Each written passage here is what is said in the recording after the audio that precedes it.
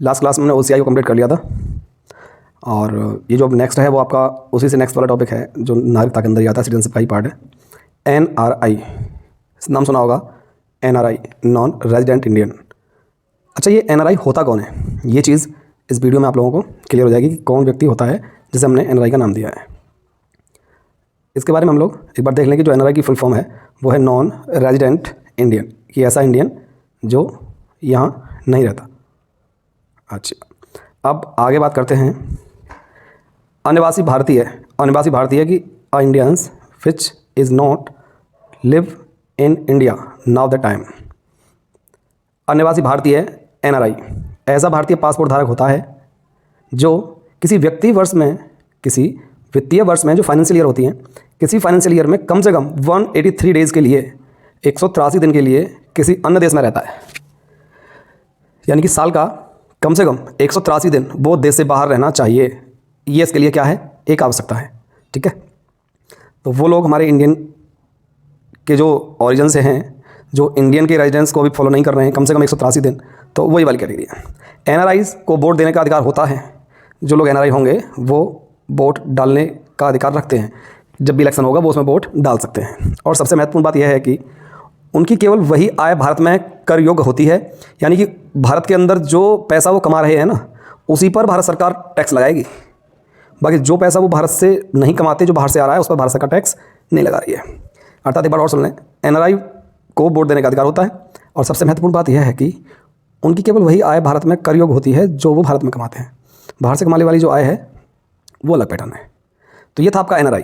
ठीक है, इसके बाद में एक छोटा सा टॉपिक और है इसका, जिसको हम PIO के नाम से जानते हैं, पर्सन ऑफ इंडियन ओरिजिन। एक था OCI, ये है PIO, ये था NRI। तीनों ही सिटीजनशिप की कैटेगरी है कि किस तरीके से एक नागरिक इन चीज़ों के सेटअप को फॉलो करता रहता है, किस किस सिचुएशन में क्या क्या होगा, कौन क्या होगा, सारी चीज़ें इसमें एक करके मैंने एक्सप्लेन करा दी। लास्ट वाली वीडियो में OCI कंप्लीट करा दिया है, इस वीडियो के माध्यम से PIO और आपके NRI को कंप्लीट करा रहा हूँ। तो इसमें पर्सन ऑफ इंडियन ओरिजिन दे रखा है, तो इसकी बात कर लेते हैं थोड़ी सी हम, कि भारतीय मूल का वह व्यक्ति, पर्सन ऑफ इंडियन ओरिजिन को PIO बोला है।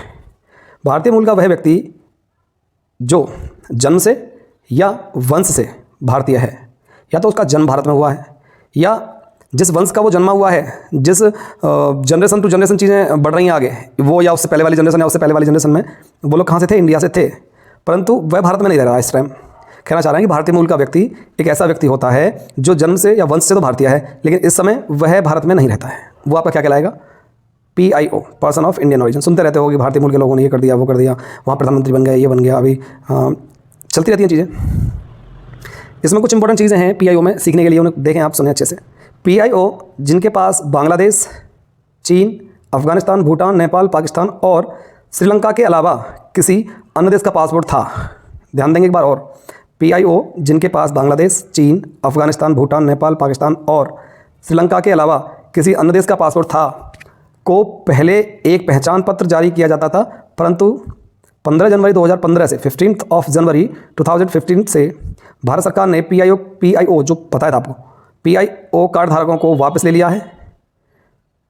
जो PIO कार्ड योजना थी उसको वापस ले लिया है और इसे OCI के साथ मर्ज कर दिया है, मिला दिया है। यानी कि अब PIO और OCI 15 जनवरी 2015 के बाद में दोनों में कोई भी डिफरेंस नहीं रह गया है। दोनों की कार्ड योजना के अंतर्गत जो स्कीम्स हैं वो सिमिलर है। ठीक है, तो ये था आपका PIO आपने समझा, OCI आपने समझा, NRI आपने समझा। तो इसी के साथ